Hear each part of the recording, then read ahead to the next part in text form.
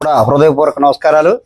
మరి ఈరోజు press meet పెట్టగల కారణం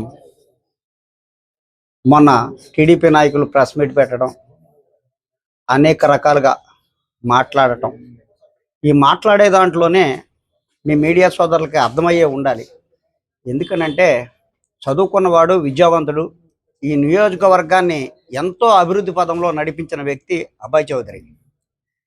ఈ యొక్క ప్రజాదరణ ఆయన లండన్లో ఉండి కూడా పిలుపునిస్తే అశేష జనవాహిని, అది మొన్న వెన్నుపోటు కార్యక్రమానికి కానీ లేకపోతే ఫీజు బోర్ కార్యక్రమానికి కానీ అత్యధికంగా ప్రజలు తరలి రావటం, ఇవన్నీ వాళ్ళు జీర్ణించుకోలేక అనేక అపవాదులు, అనేక మాటలు, ఎలాంటి మాటలు మాట్లాడుతున్నారంటే దోసేశాడు, దొంగ, పారిపోయాడు, ఇవన్నీ కూడా ఎక్కడికి పారిపోలా.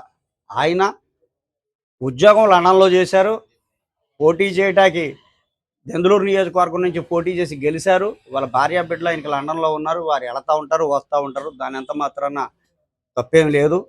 కానీ ఇక్కడ రాష్ట్రంలో జగన్మోహన్ రెడ్డి ఎక్కడికి వెళ్ళినా ప్రజాదరణ, అభయ్ చౌదరి అనేవాడు ఇక్కడికి రావటం, ఆ ప్రజాదరణ, ఇవన్నీ చూసి వార్చుకోలేక, ఇముడ్చుకోలేక అనేక రకాలుగా మాట్లాడటం జరుగుతుంది.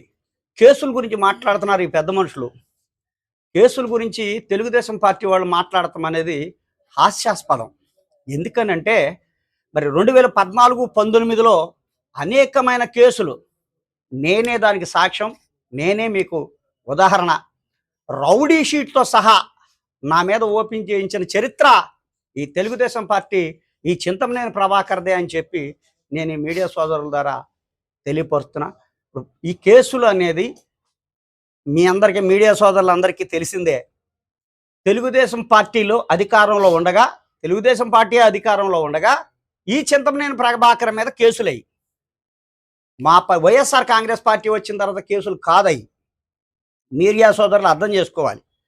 ఇక్కడ వైఎస్ఆర్సీపీ గవర్నమెంట్ ఫామ్ చేసిన తర్వాత చింతమనేని ప్రభాకర్ మీద మేమేమన్నా వైఎస్ఆర్ కాంగ్రెస్ పార్టీ వాళ్ళు ఏమన్నా ఒక కేసు పెట్టించారా?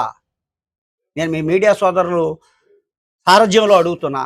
గతంలో తెలుగుదేశం పరిపాలనలోనే ఆయన మీద పెట్టిన కేసులు తదుపరి విచారణకు రావటం, కొన్ని అరెస్టులు జరగటం, ఇవన్నీ